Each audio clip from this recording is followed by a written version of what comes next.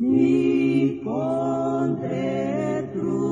mi lovinu, you moi true nami hai. Da good for you, mi sukutru, da oprimu suai. Da pisidoti pelide trumi mulobihem.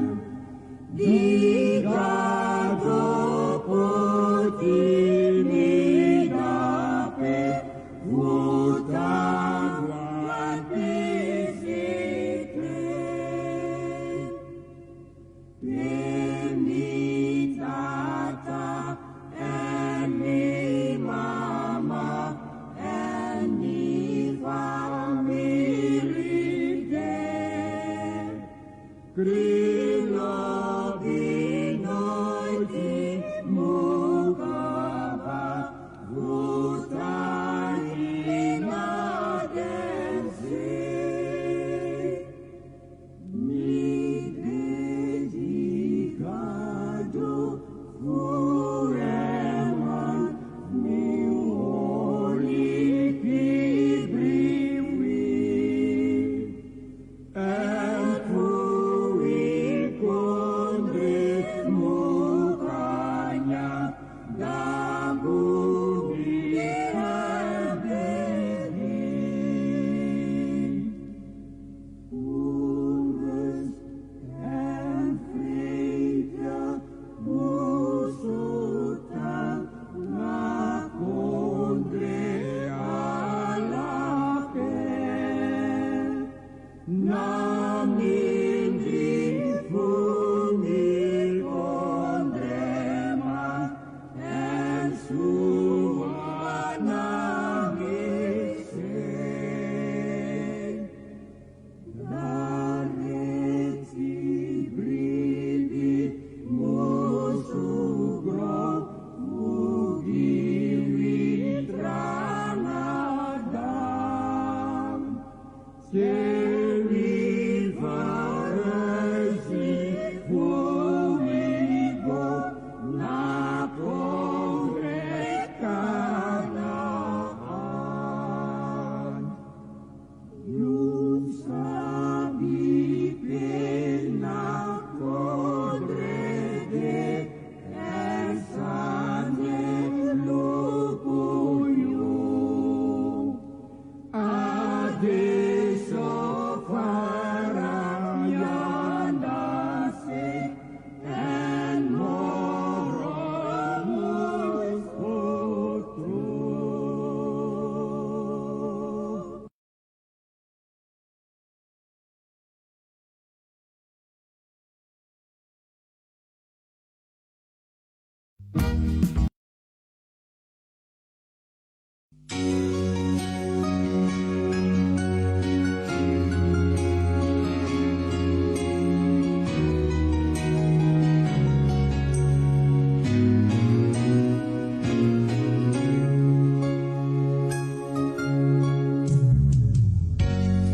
Libi kontrangano,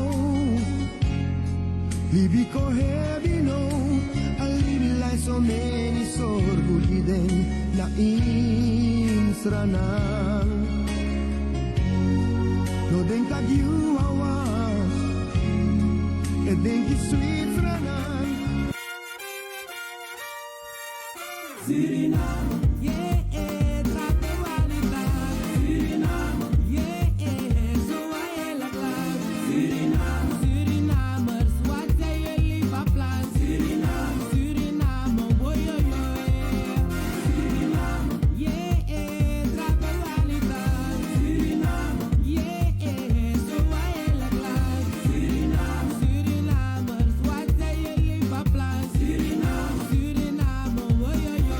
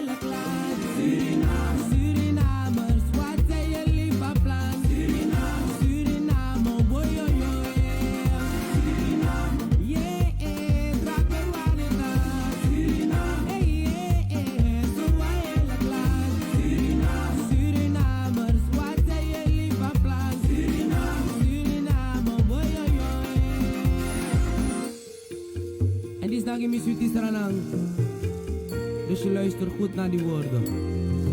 Ik kan niet leven in een wereld zonder jou. Ik kan niet leven zonder jou. Suriname, ik blijf je altijd trouw. Suriname, Suriname.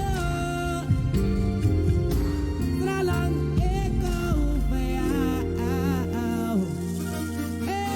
Suriname, trappen we niet aan. Suriname, zo eigenlijk lang. Suriname, Surinamers, wat zijn jullie van plan? Suriname, Suriname, boy, yo, yo, Suriname, trappen we niet aan. Suriname, zo eigenlijk lang. Suriname, Surinamers, wat zijn jullie van plan? Suriname, Suriname, boy, yo, yo, lo, lo, lo, lo, lo, lo, lo, lo, lo, lo, lo,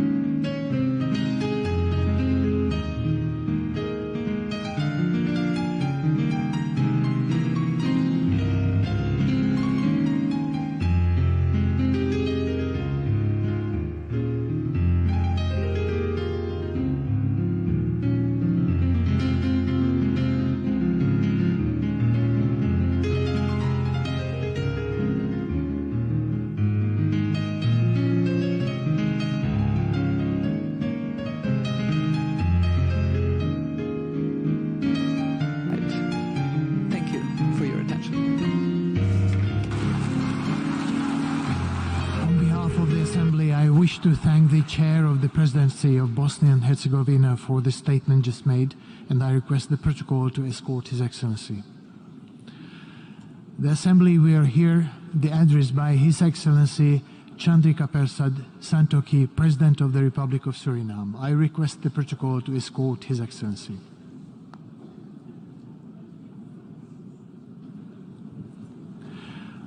On behalf of the General Assembly, I have the honor to welcome His Excellency Chandrika Persad Santokhi, President of the Republic of Suriname, and to invite him to address the Assembly. Good morning, President of the General Assembly, Xaba Korosi, Secretary General of the United Nations, Antonio Guterres, colleague heads, heads of delegations, ladies and gentlemen. Mr. President, I congratulate you on your election to preside over the 77th session of this august body, and I assure you of my country's full support during your presidency. Mr. President, at last year's general debate, I called on leaders to build a better world, a planet for those living today, but more so for those generations yet to come. So today, I would like to take you back to 1992, when Stephen Suzuki spoke at the United Nations Earth Summit in Rio de Janeiro. She appealed to everyone to help stop the destruction of the Earth's resources. And now, 2022, we are here. The current state of the world does not need another wake-up call. It is time for real action. And while some progress has been made, we have not yet been successful in overcoming the challenges. Meanwhile, the threats have been adding up. Economic recovery from the COVID-19 pandemic slowed. Worsening climate crisis with extreme weather events, biodiversity loss, and ecosystems collapse, increasing levels of poverty and hunger, and yes, a humanitarian crisis. The global community is faced with escalating consumer and fuel prices that have risen substantially, damaging living standards, particularly for the vulnerable. Therefore, I want you to take a moment and ask yourself, have we treated our Earth in a sustainable way? Are we better prepared for the next pandemic? Has access to climate financing improved? Have we addressed the root causes for the humanitarian crisis and unregulated migration? Have we ensured that the most vulnerable in our societies were lifted out of poverty and hunger? And have we provided for their needs? And we are taking enough actions together as one? Mr. President, Secretary General, colleague heads, we all can conclude that we are not ready and have not taken all the necessary measures.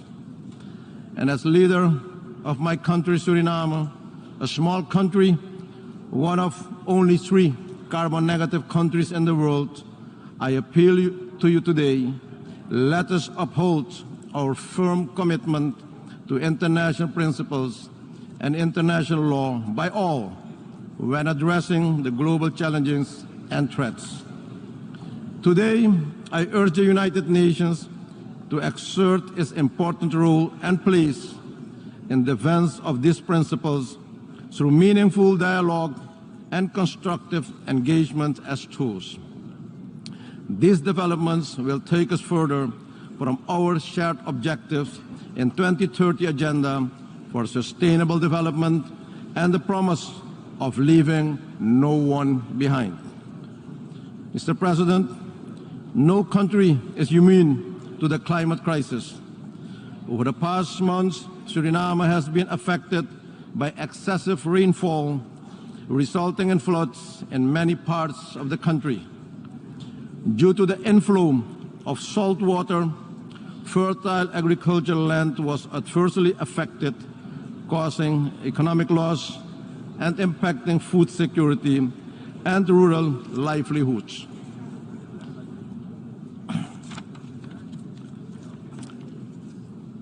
The Secretary General visited Suriname, and during his visit in July this year, he witnessed firsthand the impact climate change, particularly the climate change effect on the low-lying coastal states.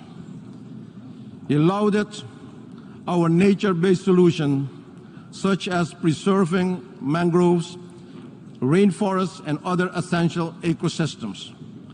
And he stated, the Caribbean is ground zero for the global climate emergency.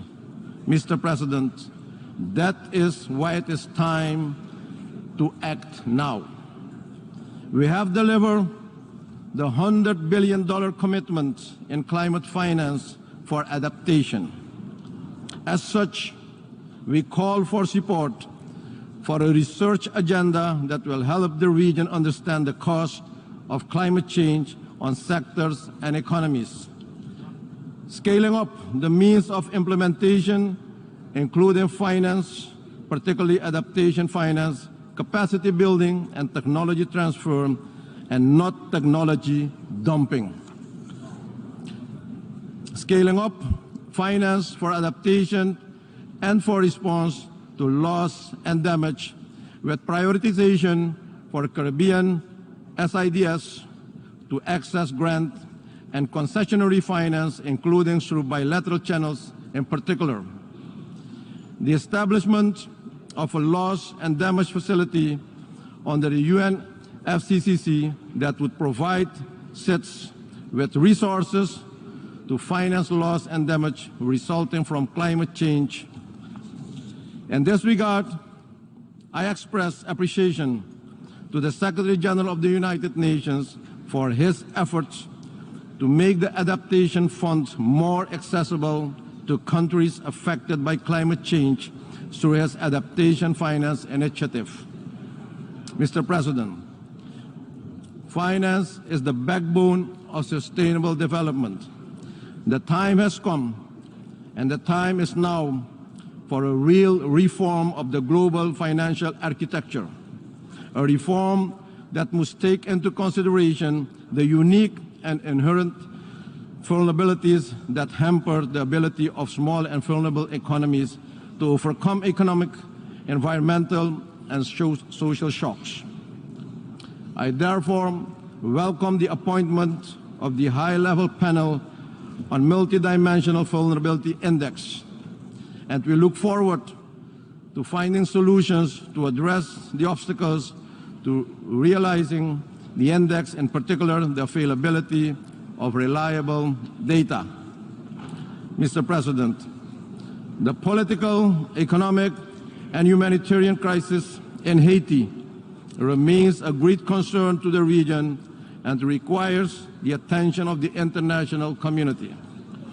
In my capacity as current CARICOM chair, I am committed to exerting all efforts for a dialogue with all stakeholders in Haiti aimed at safeguarding peace and security. It is of utmost importance that any support in resolving the situation in Haiti should be on the basis of a Haitian-supported and owned plan. Conflicts and violence are currently on the rise globally in all regions, which are leading to hostilities and displacements. These hostilities and mass displacements are causing people to face paralyzing levels of poverty and food insecurity. We as member states constituting the United Nations should take up our role in maintaining international peace and security. The achievement of sustainable development is inextricably linked to upholding democratic values, good governance, and respect for human rights. We must allow countries to develop sustainable economies without obstacles. Mr. President, in today's world, differences must be resolved through dialogue and cooperation. Therefore, in our view, the long-standing embargo against Cuba and the Cuban people must be lifted. I believe, Mr. President, that young people are valuable and undeniable partners in every development aspect and in shaping the future. Let me also congratulate the General Secretariat for the establishment of a youth office in the United Nations Secretariat. As lead head within the quasi-cabinet of the Caribbean community responsible for regional youth development, I was pleased with the interaction of region's youth during the last CARICOM leaders meeting held in Suriname. I commend them for taking the responsibility and inspiring their peers to not only demand a seat at the table, but also show up consistently. On my part, Mr. President, I have pledged 10 hectares of land in Suriname for setting up an innovative campus where students and startups from the region will be facilitated to conduct research and development studies. Mr. President, since I took office 2 years ago, my government has been making efforts to bring the economy back on track and bring the development of the country on the right path from an extremely unsustainable position. While a homegrown recovery plan, a 36-month extended fund facility of the IMF, and a national multi-year development plan are in implementation, my government continues to face economic challenges and capacity constraints due to external and unforeseen shocks.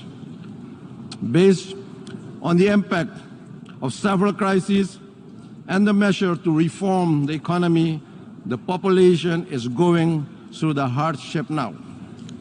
Therefore, international support in this regard is of utmost importance. Mr. President, to avoid further hardships and to bring some relief to the population, we have taken a decision to re-engage with the IMF to consider where the program can be adjusted to implement the program based on the current realities in the world and to minimize the social costs of this program.